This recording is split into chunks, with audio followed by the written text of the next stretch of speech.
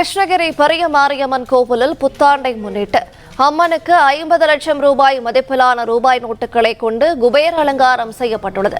விவரங்களோடு இணைகிறார் செய்தியாளர் சத்யா. சத்யா, வணக்கம். விவரங்களை சொல்லலாம். வணக்கம்.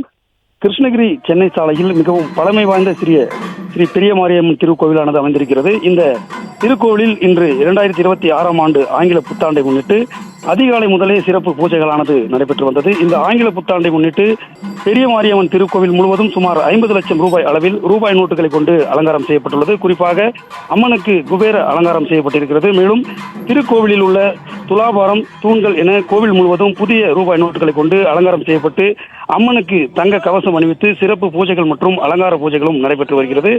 ரூபாய் நோட்டுகள் மற்றும் தங்க கவசம், குபேர அலங்காரம் என பிரம்மாண்டமாக காட்சியளிக்கும் அம்மனை மாவட்டத்தின் பல்வேறு பகுதிகளில் இருந்தும் வந்துள்ள பக்தர்கள் நீண்ட வரிசையில் நின்று தரிசனம் செய்து அம்மனை வழிபட்டு வருகின்றனர். தொடர்ந்து பக்தர்களுக்கு அன்னதானம் வழங்கப்பட்டு வருகிறது.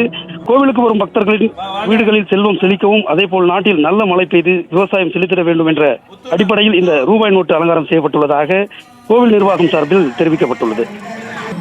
பிளே ஸ்டோர் மற்றும் ஆப் ஸ்டோரில் இருந்து பாலிமர் செயலியை QR கோடு மூலம் பதிவிறக்கம் செய்யுங்கள்.